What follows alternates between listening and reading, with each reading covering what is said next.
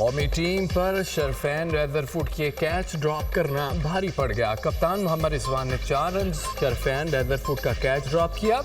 ابرار احمد نے بھی بلے باز کا کیچ چھوڑا۔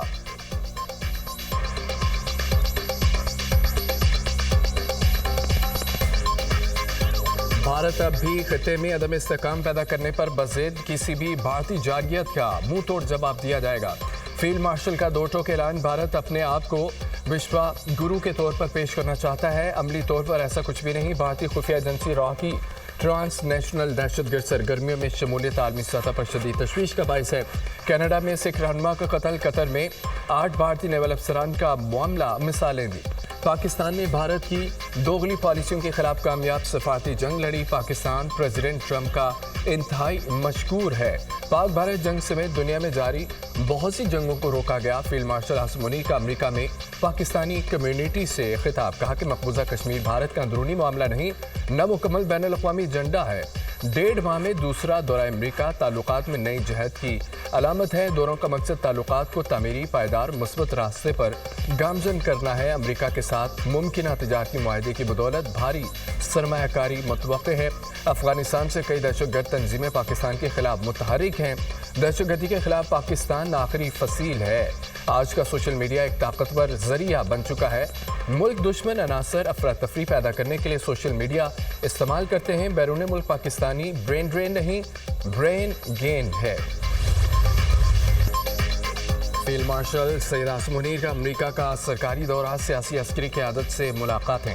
ISPR کے مطابق فیلڈ مارشل کی ٹیمپا میں امریکی CENTCOM command general Michael Kurilla کی ریٹائرمنٹ تقریب میں شرکت۔ سید عاصم منیر نے جنرل کوریلا کی قیادت اور 2 طرفہ فوجی تعاون کو مضبوط بنانے میں ان کی شراکت کو سراہا۔ نئے CENTCOM commander admiral Brad Cooper کے لیے نیک تمناؤں کا اظہار۔ مشترکہ سیکیورٹی چیلنجز سے نپٹنے کے لیے مسلسل تعاون پر اعتماد کا اظہار۔ فیلڈ مارشل کی chairman joint chief of staff general Dan Caine سے ملاقات۔ باہمی پیشہ ورانہ دلچسپی کے امور پر تبادلہ خیال۔ فیلڈ مارشل سید عاصم منیر نے جنرل کین کو دورہ پاکستان کی دعوت دی۔ فیلڈ مارشل نے دوست ملکوں کے چیف آف ڈیفنس سے بھی بات چیت کی۔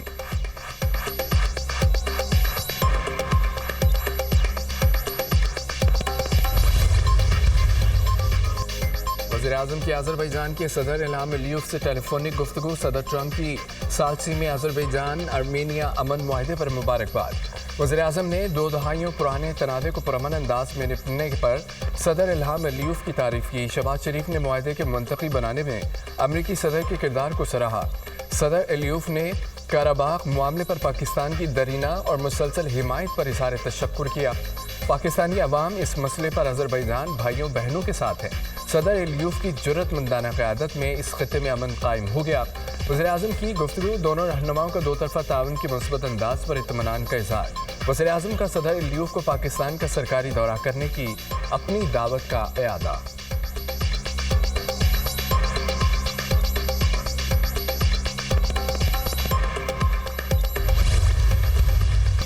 تحریک انصاف نے جنرل باجوہ کی ایکسٹینشن اپنی غلطی قرار دے دی۔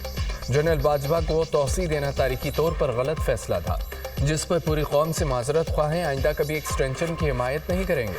PTI رہنما اسد کیسر کی محمود خان اچکزئی کے ہمراہ نیوز کانفرنس، کہا ملک میں ہائبرڈ نظام نافذ ہے، ذاتی خواہشات کی بنیاد پر فیصلے ہو رہے ہیں، ہمارے ارکان پارلیمنٹ کو نااہل کیا جا رہا ہے۔ بانی سمیت تمام رہنماؤں کے مقدمات پر فیصلہ میرٹ پر ہونا چاہیے۔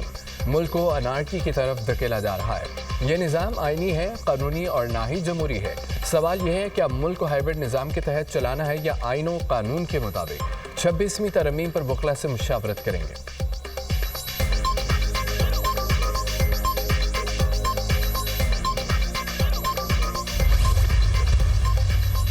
ایکسٹینشن نہیں، تسلسل جاری رہے گا۔ کسی میں دم ہے تو اس تسلسل کو روک کر دکھائے۔ پاکستان کی کامیابیوں کا یہ سفر جاری رہے گا۔ سینیٹر فیصل گاؤڈا کی اپوزیشن کو للکار۔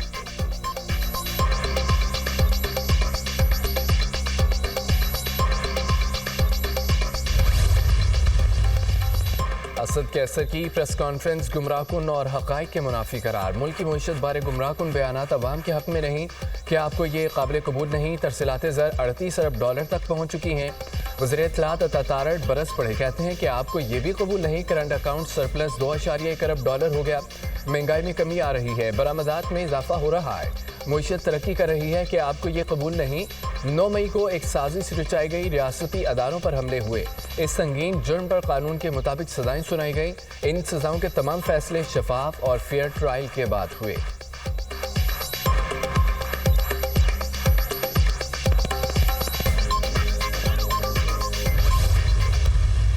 کراچی میں ہیوی ٹریفک نے ایک اور ہنسا بستہ خاندان اجاڑ دیا۔ راشد مناز روڈ پر ڈمپر کی ٹکر سے جاں بحق بہن بھائی کی نماز جنازہ نیو کراچی 11D میں ادا کر دی گئی۔ واقعے کا مقدمہ بچوں کے چچا کی مدیریت میں درج، واقعے کی CCTV فوٹیج منظر عام پر آ گئی۔ مشتعل افراد کی جانب سے 7 ڈمپر جلائے جانے پر ایڈیشنل IG کراچی کا ایکشن، غفلت و لاپرواہی پر 2 SHOs کو معطل، SHO یوسف پلازا اور SHO federal B industrial area معطل کر دیے گئے۔ B کمپنی رپورٹ کرنے کی ہدایت، SSP ضلع وسطی کے لواحقین سے تعزیت، دلی ہمدردی اور دکھ کا اظہار۔ ذیشان شفیق صدیقی نے جاں بحق بہن بھائی کے زخمی والد سے بھی ملاقات کی، خیریت دریافت کی۔ ڈمپرز ایسوسی ایشن کے احتجاج کے بعد پولیس و انتظامیہ سے مذاکرات کامیاب، سینئر وزیر شرجیل میمن کے ٹرانسپورٹر سے ملاقات، حادثے اور پرتشدد واقعات پر تشویش کا اظہار، جس ڈمپر ڈرائیور نے لوگوں کی جانیں لیں اس کے خلاف ایکشن ہوگا۔ ڈمپر جلانے والے 14 افراد کو گرفتار کر لیا، نفرت انگیز حرکت کرنے والوں کے خلاف قانونی کارروائی ہوگی، وزیر اطلاعات سندھ شرجیل میمن کی میڈیا ٹاک۔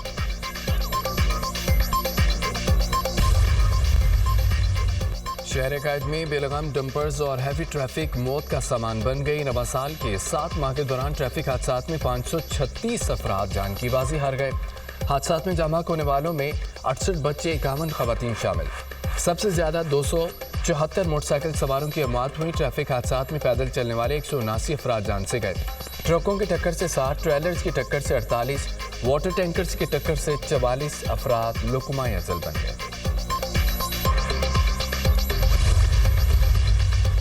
کراچی میں ٹینکرز کی ٹکر سے ہلاکتیں ہو رہی ہیں۔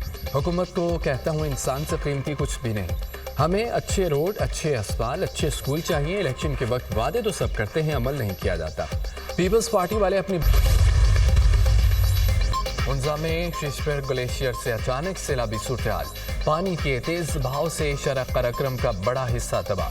ہنزا اور گلگت کے درمیان ٹریفک معطل۔ سماہنی آزاد کشمیر کے برساتی نالے میں ڈوب کر 2 کمسن بھائی دم توڑ گئے، مقامی افراد نے لاشیں نکال لیں۔ مالاکنڈ میں 3 بہن بھائی دریا میں ڈوب گئے، بچی کی لاش مل گئی، 2 بچوں کی تلاش جاری۔ ملک بھر میں مانسون بارشیں، لاہور اور اسلام آباد میں بادل خوب برسے۔ پنجاب، بالائی KP اور کشمیر کے بیشتر شہروں میں بارش کی پیشگوئی۔ کراچی سمیت ساحلی علاقوں میں چند مقامات پر بھی بارش متوقع۔ تربیلا ڈیم اور جناح بیراج پر نچلے درجے کا سیلاب۔